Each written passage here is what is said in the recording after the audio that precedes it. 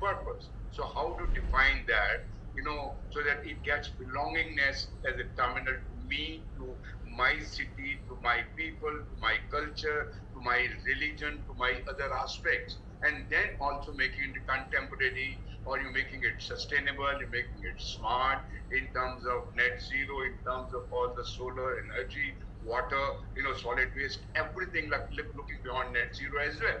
So these are fundamentally things which I've learned through the process.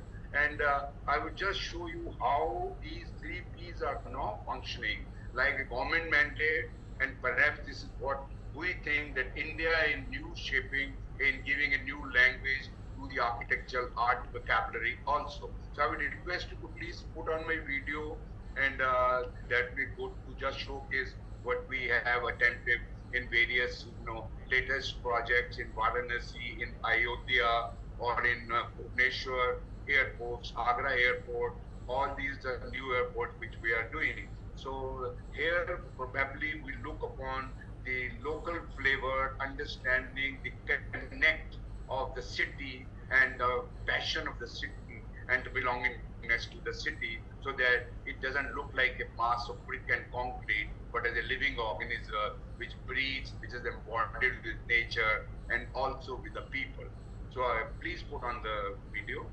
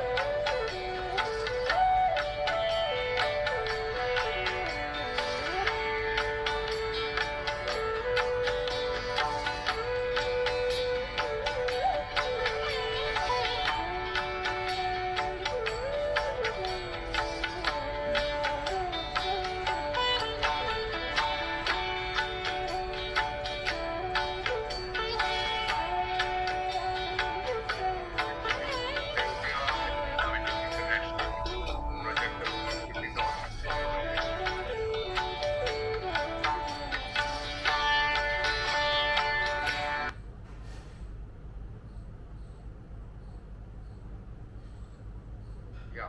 So this is, I just wanted to give a glimpse of how now we're looking upon how to create our own sort of subcontinent's language, and learning from the great heritage, and we put that language into a contemporary manner into our infrastructure. This is the vision of the Honorable Prime Minister Narendra Modi ji, and how we are now going from 5 trillion to 40 trillion economy in 2047 as Viksit Bharat. So when we're talking about all this, the capacity building, we need to understand how we can create that sort of an infrastructure which lasts for more time and not it gets saturated. As Bhuvilal ji ne just बताया कि भाई, things get saturated very soon, and when he was the one who started with Delhi, the international first, one of the biggest kind at that time, and then slowly from there T1 to T3 came, and that is how we in India are progressing into the infrastructure, aviation, in railways, in other infrastructure facility, and need to create that sort of a capacity building where, by 2047, we think that there will be 100 crores urban living people coming to the urban areas. So we have to be very conscious about what we develop, how we do the interface and create these centers as the epicenters, and also intermodality, last mile connectivity, how the intermodals between the aviation to railways to metros to the surface are also interwoven, and we get absolutely free space for the passenger flow. So that is what I think largely I would express that today in India we are in new shaping, new horizon, new dimension. And I am very fortunate that we have now completed more than 55 airports around the globe, Gabon, Gambia, Congo, Kazakhstan, Nepal, Belgrade, and in India perhaps all over, now we just finished Gwalior Airport. Again, there also we try to give a sort of a language, and also the music gharanas of Madhya Pradesh have been projected within the terminal building. And once you come there, you see, yes, there is a difference, the language between one terminal to another terminal, not that all are one. Maybe it is in Dubai or in Calcutta or in Madras, but how we create that sort of a belongingness. Yes, this is what attempt has to be made. That is how we try to put, like in Raipur, we try to put Bastar art into it, and also the landscape, so that it gives you the belongingness to the place. So that is perhaps the trend now, which we need to follow and expressing into giving new language, new dimension to the aviation. I think that's enough, because I think I've finished my 10 minutes, and thank you very much. And I wish that we really create a new passionate belongingness, and also something where I put my soul and I say, yes, I am part of this built form, and which belongs to me, belongs to my city, and belongs to my country, and which I feel proud of. So thank you very much for patience listening. Thank you. Thank you, Charanjit ji, for educating us on various modern airport designs. With this, we have come to the end of individual submission.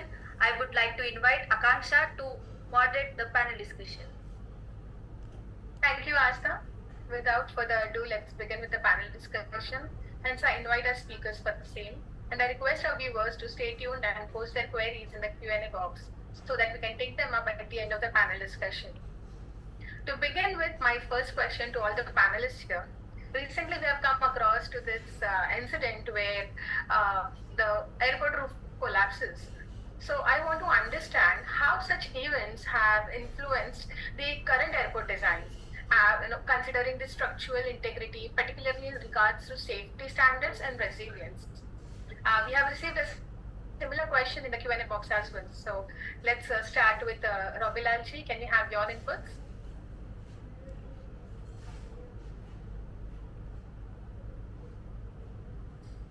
Thank you. There have been 3 incidents recently that I have heard of in India of structural design collapse. One, of course, was at Delhi Terminal 1. It's a 15-year-old terminal that collapsed. The city side structure over the departure road level, that's what collapsed.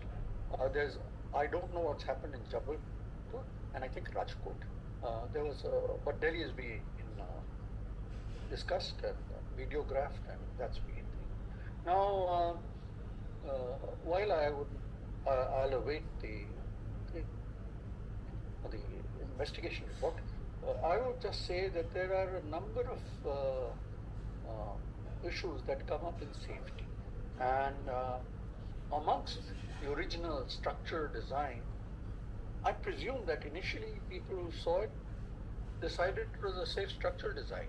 So is it that it was inadequate that somebody has to check? And the second one is it also well maintained?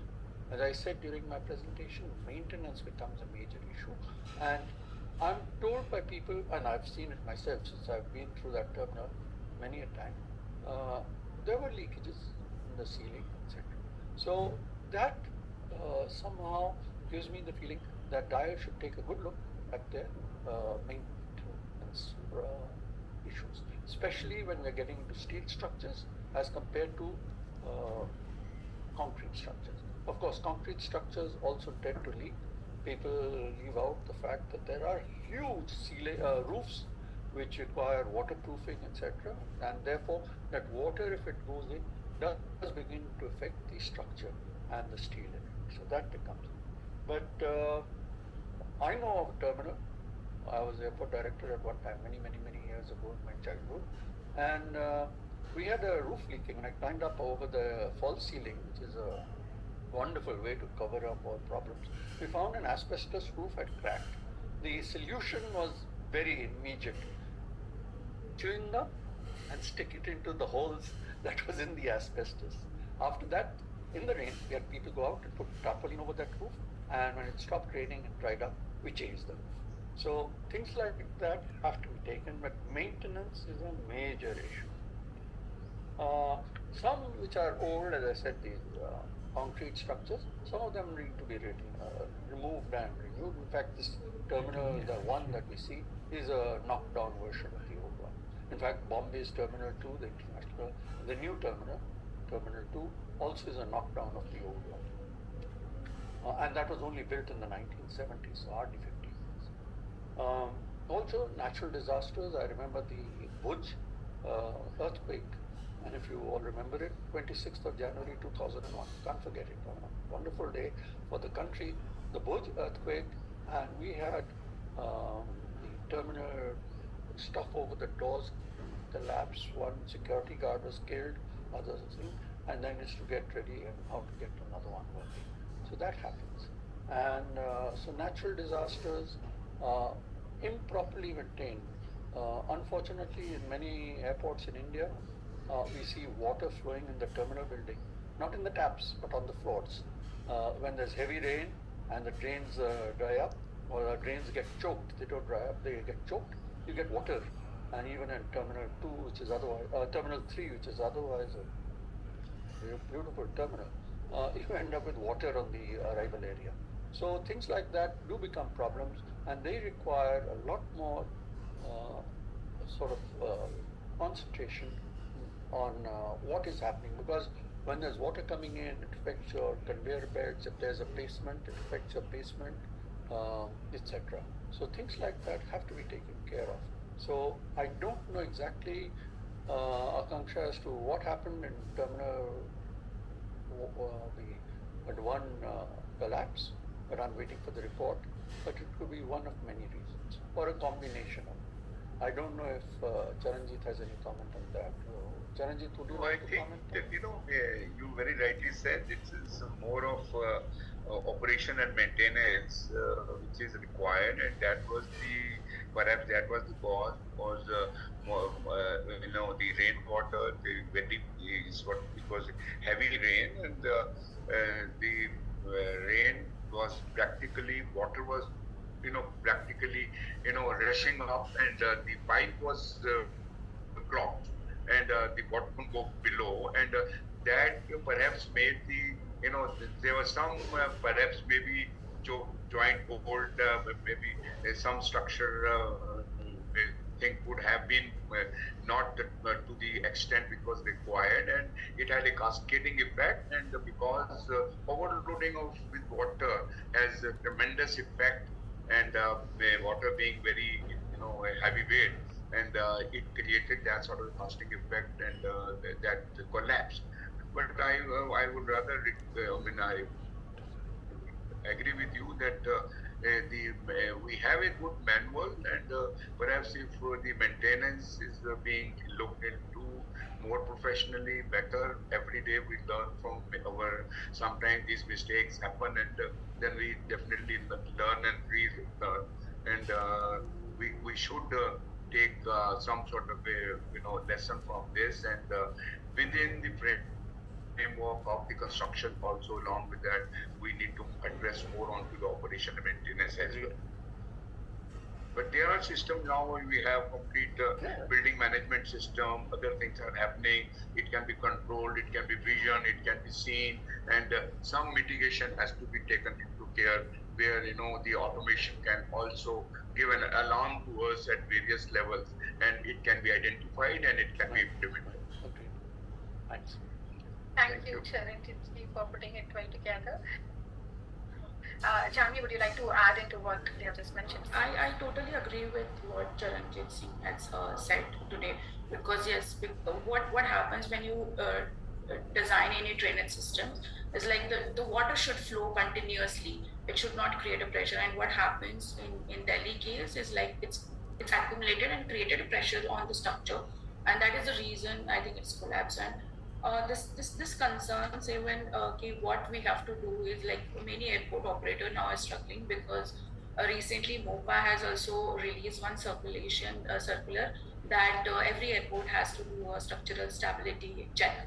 Okay, so but my question is like when we design any structure or any whether it is airport or anything, we do certain assumptions based on in what context it is designed, whether it is Jaipur or Delhi, it has certain standards. We follow that standards and accordingly the structure is designed. When in extreme conditions like a flood or any earthquake and all, sometimes in extreme case we generally don't put that much effort on that. What will happen? We consider as a safe zone but we cannot over design as well. So that factor is also there. So as panelists said, it's rightly maintenance. Yes, maintenance is required. But nowadays I feel like because of the climatic change, these things are keep on going to happen in futures. And apart from our all the technical specialists, I think it's like we have to involve somebody who is more environmental specialist who can guide us like what will be the worst case scenario for a particular region, what kind of a climatic conditions which might have effects on in the future. So that can be your approach, but I'm not sure like how much it is work for when you are actually designing or you're doing the structural designing of any airport. Yeah.